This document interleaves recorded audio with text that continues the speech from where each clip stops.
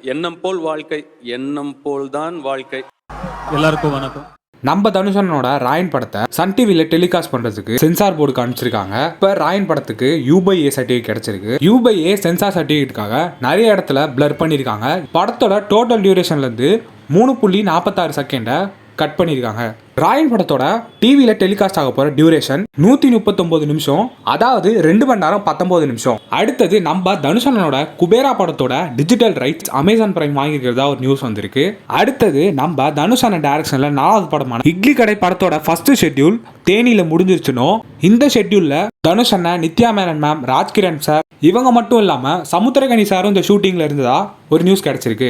அடுத்தது ரீசெண்டா டைரக்டர் மாரி செல்வராஜ் சார் நம்ம தனுஷ் அண்ணன் கூட பண்ண போற படத்துக்கு pre production, production, post production சேர்த்து 1.5 வருஷம் ஆகுன்ற மாதிரி சொல்லியிருக்காரு. இது மாதிரி நம்ம தனுஷ் அண்ணன் லைன் அப்ல நீங்க ரொம்பவே வெயிட் பண்ணிட்டு இருக்க படம் எதுன்னு மறக்காம கமெண்ட் பண்ணுங்க.